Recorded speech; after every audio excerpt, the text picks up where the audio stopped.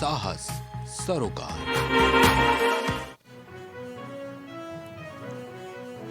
रावण के साथ दहन जो हो, जातिवाद और क्षेत्रवाद के नाम पर मां भारती को बांटने का प्रयास करते हैं, पीएम मोदी ने साधा निशाना।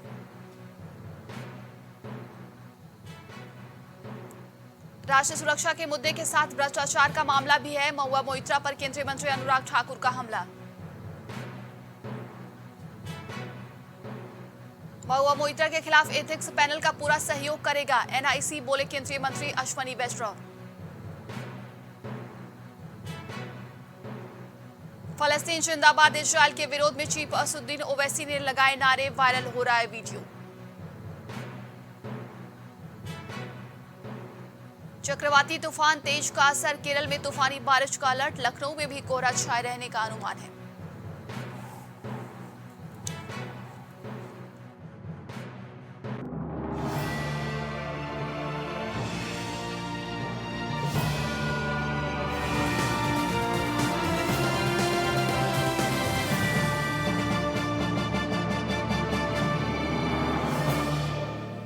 नमस्कार, आप देख रहे हैं प्राइम टीवी और मैं हूं आपके साथ नंदिनी यादव। वक्त हो गया उत्तर प्रदेश की बड़ी खबरों का, रुक लेते हैं खबर की ओर।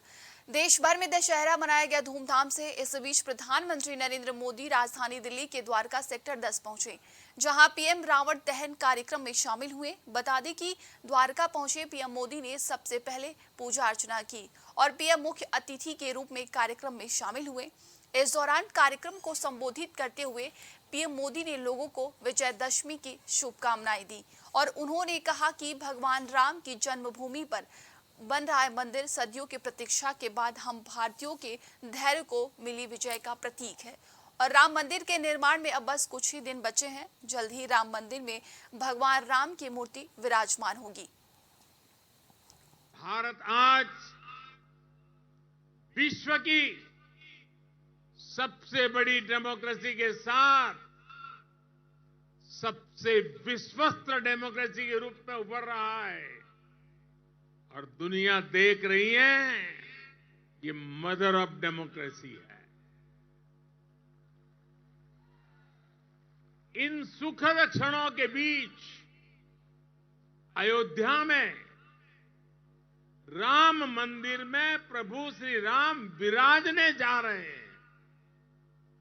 एक तरह से आजादी के 75 साल बाद अब भारत के भाग्य का उदय होने जा रहा है। मुख्यमंत्री योगी आदित्यनाथ गोरखपुर के दौरे पर है, जहां दौरे के चौथे दिन परिषदीय विद्यालयों के बच्चों को सक्षम और स्मार्ट बनाने के अभियान को गति देने के लिए मुख्यमंत्री योगी आदित्यनाथ बेसिक शिक्षा विभाग में समारोह में सम्मिलित हो रहे हैं। इस समारोह में मुख्यमंत्री अध्यापन के लिए शिक्षकों को टैबलेट वितरित करेंगे, साथ ही स्मार्ट क्लास की स्थापना का शुभारंभ करेंगे। प्री प्राइमरी शिक्षा के लिए बंडल बॉक्स वितरित करने के साथ दिव्यांग बच्चों को सहायक उपकरण वितरित करेंगे।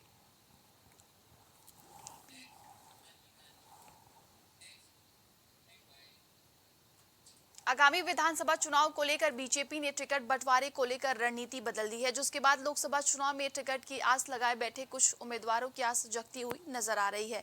यूपी बीजेपी में उम्रदराज हो चुके नेताओं के टिकट कटने का कयास लगाए जा रहे थे। बता दें कि 3 राज्यों में आयु सीमा की छूट हटने से यूपी के कई मौजूदा सांसदों को फिर मौका मिलने की उम्मीद जाग गई है। मिली जानकारी के मुताबिक यूपी के 75 वर्ष की आयु पार कर चुके कुछ नेताओं को भारतीय जनता पार्टी चुनाव लड़ा सकती है।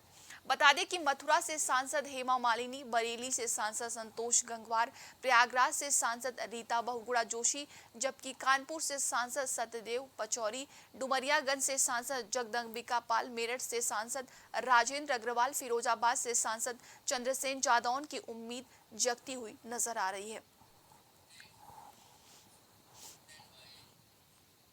देश में एक देश एक चुनाव को लेकर राष्ट्रीय राजधानी दिल्ली के जोधपुर हॉस्टल में आज बड़ी बैठक होगी, जहां लॉ कमीशन पूर्व राष्ट्रपति रामनाथ कोविंद की अगुवाई में बनी समिति को रोड मैप शेयर करेगा, जिसमें एक साथ चुनाव कराए जाने को लेकर विचार शामिल होंगे। इससे पहले 23 सितंबर को दिल्ली के जोधपुर ऑफिसर्स हॉस्टल में केंद्र सरकार द्वारा बनाई गई हाई लेवल कमेटी की पहली बैठक हुई थी। इसमें फैसला लिया गया था कि एक साथ चुनाव के मुद्दे पर मान्यता प्राप्त राष्ट्रीय और क्षेत्रीय दलों के विचार लिए जाएंगे।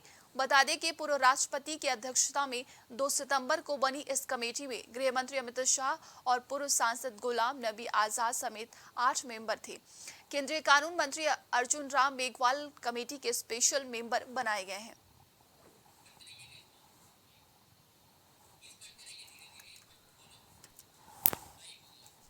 तो वन नेशन वन इलेक्शन को लेकर आज बड़ी बैठक की जाएगी। बता दें कि इसके पहले भी बड़ी बैठक की गई थी जिसमें केंद्रीय गृह मंत्री अमित शाह शामिल हुए थे, गुलाम नबी आजाद शामिल हुए थे, 8 मेंबर शामिल हुए थे इसमें। और आज एक बार फिर से बैठक की जा रही है। आगे की जो तैयारियां हैं, जो चर्चाएं हैं, वो आज उसकी रणनीति बनाई जाएगी। तो पूर्व राष्ट्रपति रामनाथ कोविंद की अध्यक्षता में ये बैठक कराए जाने हैं, जिसमें बताया जा रहा है कि एक देश में एक चुनाव पर ये बैठक होगी। आगे की रणनीति तैयार की जाएगी। तो ये बैठक जोधपुर हॉस्टल में की जा रही है। बता दें कि पिछले महीने ही बैठक हुई थी जिसमें 8 मेंबर शामिल हुए थे। फिर आज एक बार फिर से बैठक की जा रही है जिसमें कहा जा रहा है कि आगे की रणनीति तैयार की जा रही है। ज्यादा जानकारी के साथ संवाददाता रितेश जुड़ चुके हैं। रितेश, देखिए आज फिर से वन नेशन वन इलेक्शन पर बैठक की जा रही है। देखिए नंदिनी, मैं आपको बताऊं कि वन नेशन वन इलेक्शन के लिए अभी टीम गठित की गई थी। पूर्व राष्ट्रपति रामनाथ कोविंद उसकी अध्यक्षता कर रहे हैं। 23 सितंबर को पहली बैठक की गई थी। उसके बाद से अब जो लॉ कमीशन है वो आज एक रोड मैप तैयार किया है, उसको शेयर करेगा। रामनाथ कोविंद उसकी अध्यक्षता कर रहे हैं। इसमें गृह मंत्री अमित शाह भी साथ में है और गुलाम नबी आजाद। तो ऐसे में आज दिल्ली के जोधपुर में बैठक होनी है। उस बैठक में ये निर्णय लिया जाएगा कि वन नेशन वन इलेक्शन का किस तरीके से इसको लागू किया जाए और कैसे किया जाए। हालांकि वन नेशन वन इलेक्शन का मतलब ये है कि लोकसभा और विधानसभा का चुनाव एक साथ, जिससे जनता को काफी राहत मिलेगी। तो इसको लेकर के पूरी बात चल रही है। आज इसकी बैठक दिल्ली में होनी। जी, देखिए लगातार विपक्ष इसका विरोध करता चला आ रहा है, लेकिन अब बैठकों का दौर जारी हो चुका है। देखिए विपक्ष तो लगातार विरोध कर रहा है इसका, क्योंकि वन नेशन वन इलेक्शन की जो बात की जा रही है उसमें जो समय की होगी सबसे बड़ी बचत समय का होगा और आर्थिक जो दुरुपयोग होता था उससे कहीं ना कहीं बचत होगी। जनता को उससे लाभ मिलेगा। हमारे साथ एक राजनीतिक पार्टी के लोग मौजूद है, उनसे जानकारी लेंगे कि आप किस पार्टी से संबंध रखते हैं और जो वन नेशन और वन इलेक्शन का जो इस समय चल रहा है, आज बैठक होनी है, उस पर क्या कहना है? मैं सुरेश यादव, निवर्तमान प्रदेश सचिव समाजवादी जनसभा से। देखिए, वन नेशन वन इलेक्शन के बारे में हमारे राष्ट्रीय अध्यक्ष माननीय श्री अखिलेश यादव जी ने 2018 में साफ किया था कि 2019 के अंदर केंद्र की सरकार राज्य और केंद्र में दोनों एक साथ चुनाव करें। हम उसके पक्ष में हैं और आज भी हम उसके पक्ष में हैं, लेकिन सब पक्ष में कि आप उत्तर प्रदेश में भी उसके साथों साथ चुनाव किया जाए, जहां भी भाजपा ने चाहे वो बेईमानी से, चाहे अपने उनका सत्ता का दुरुपयोग करके सरकार बनाई है जिस भी राज्यों में, सारे राज्यों का चुनाव एक साथ। तो वन नेशन वन इलेक्शन का मतलब यही है कि लोकसभा और विधानसभा का चुनाव एक साथ होना। तो हम उसके साथ हैं। आप उत्तर प्रदेश में चुनाव करा लीजिए, क्योंकि हमारी पार्टी उत्तर प्रदेश में मुख्य विपक्ष के रूप में है। तो हम चाहते हैं, तो लगातार विपक्ष तो इसका खंडन कर रहा था कि नहीं, ये चुनाव नहीं होना चाहिए एक साथ।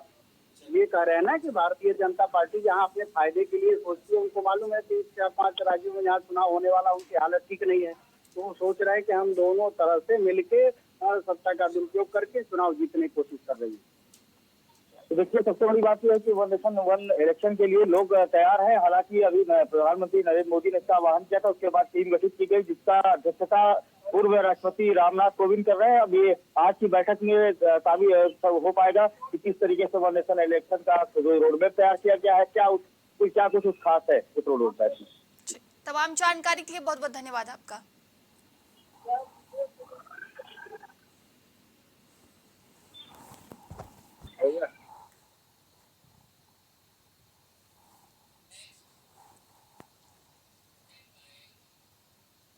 देश भर में विजयदशमी का पर्व बड़ी धूमधाम के साथ मनाया जाए, जहां इसी क्रम में प्रयागराज की प्राचीन रामलीला महंत बाबा हाथीराम पजामा रामलीला कमेटी की ओर से बरगद घाट पर रावण के पुतले का दहन किया गया। इस दौरान मेले में भारी भीड़ देखने को मिली, जिसको देखते हुए सुरक्षा व्यवस्था के लिए बड़ी संख्या में पुलिस फोर्स तैनात किए गए थे। बता दें कि शहर के और जिले की प्रसिद्ध रामलीला में से एक पजावा रामलीला में दशहरा का पर्व देखने के लिए दूर दूर से लोग आते हैं। हमारे प्रयागराज में रावण का दहन हुआ है। रावण कोई व्यक्ति नहीं है, प्रतीक है बुराइयों का। उनके 10 सर उनकी बुराइयों के प्रतीक है और भगवान ने उनका वध करके ये एक संदेश दिया कि जिसमें बुराई होती है वो कितना भी मजबूत और शक्तिशाली क्यों ना हो, उसका अंत बुरा होता है। त्योहार और पर्वों का देश है, भगवान श्री राम के चरित्र पर चलने वाला देश है। आज विजयादशमी के पावन अवसर पर प्रयागराज के ऐतिहासिक दशहरे में रावण का वध प्रभु श्री राम ने किया है और उसी के साथ ही साथ लाखों की संख्या में जो जनता जनार्दन यहाँ पर उपस्थित है, उन्होंने अपने मन के अंदर जो रावण है उसको भी मारने का संकल्प लिया है। सुल्तानपुर में श्री कसौधन समाज की नारी चेतना ने शहर में डांडिया कार्यक्रम का आयोजन कराया, जिसमें बड़ी संख्या में बच्चियां और महिलाएं शामिल हुईं। शहर के एक निजी मैरिज लॉन में सांस्कृतिक कार्यक्रम का मंचन हुआ, जो देर रात तक चला। बताया जा रहा है कि दशहरे के दिन ही डांडिया कार्यक्रम पिछले 7-8 सालों से आयोजित किया जा रहा है। वहीं नारी चेतना के तत्वाधान में सुनीता कसौधन, प्रीति, रजनी, रीता, दीपमाला और ममता का कार्यक्रम में विशेष योगदान रहता है।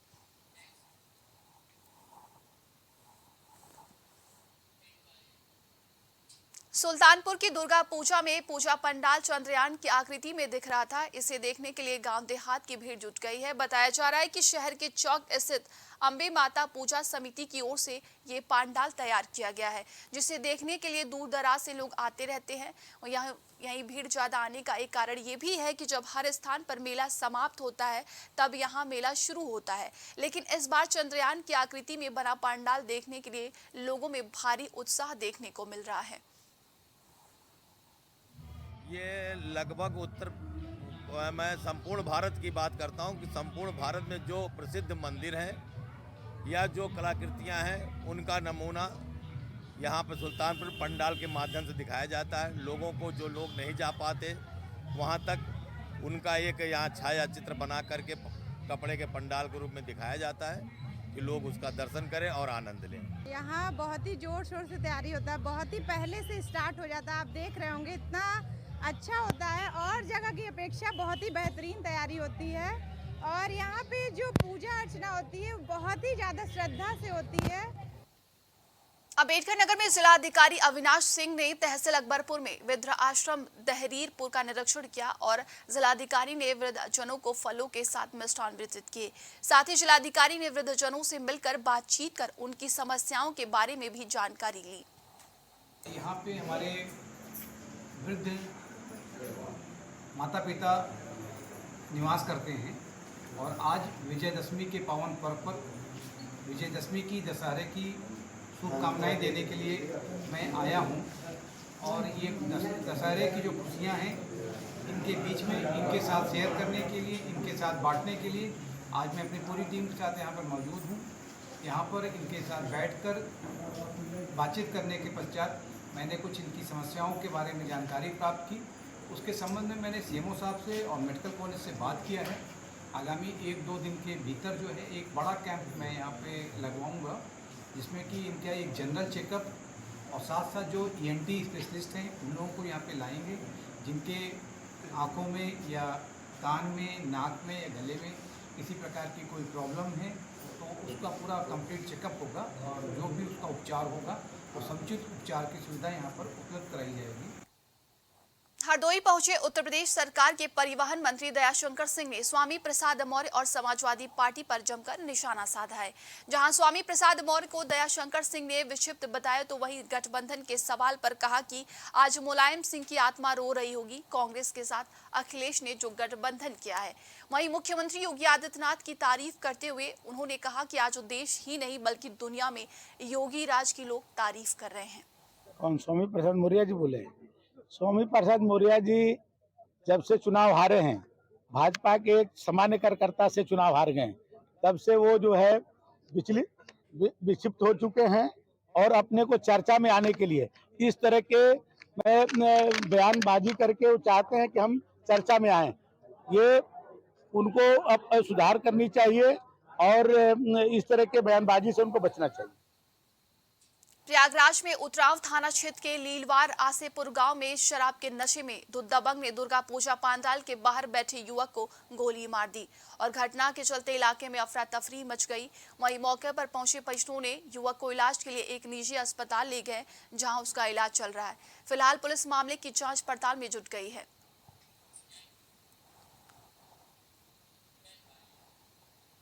अलीगढ़ के इगलास विकास खंड के अंतर्गत आने वाले 311 प्राइमरी स्कूलों के लिए टैबलेट मोबाइलों का वितरण क्षेत्रीय विधायक और जिला बेसिक शिक्षा अधिकारी के नेतृत्व में किए गए, जहां कार्यक्रम की अध्यक्षता खंड शिक्षा अधिकारी लालू बाबू द्विवेदी ने की। वहीं संचालन नितेंद्र सिंह प्रधानाध्यापक ने किया।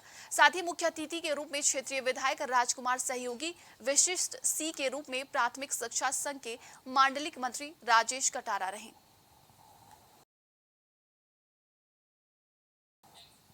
और वही अब अगली खबर, कासगंज के सहावर थाना क्षेत्र में संदिग्ध परिस्थितियों में आम के बाग में युवक का शव मिला, जिसमें परिजनों में कोहराम मच गया। बताया जा रहा है कि एक सप्ताह पहले पड़ोसी गांव से प्रेम प्रसंग के चलते युवक प्रेमिका के साथ फरार हो गया था, जहां सूचना पर पहुंची पुलिस शव को कब्जे में लेकर पोस्टमार्टम के लिए भेज दिया है और परिजनों ने 5 नामजद लोगों पर हत्या का आरोप लगाया है। फिलहाल पुलिस मामले की जाँच में जुट गई है। आज दिनांक 24 अक्टूबर 2023 सुबह थानाध्यक्ष सहावर को एक सूचना मिली कि नगला भूड़ गांव के पास आम के पेड़ में लटका हुआ एक 21-22 वर्ष का व्यक्ति टंगा हुआ है।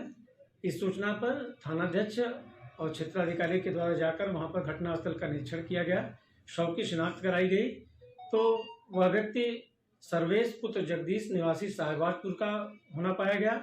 उसको फील्ड यूनिट को बुलाकर सूक्ष्म परीक्षण कराया गया, भौतिक प्रदर्शन वहाँ एकत्र किए गए एवं परिजनों के तहरीर पर अपराध पंजीकृत कर आवश्यक कार्रवाई की जा रही है। उत्तर प्रदेश की खबरों में बस इतना ही। देश और दुनिया की तमाम खबरों के लिए आप देखते रहिए प्राइम टीवी।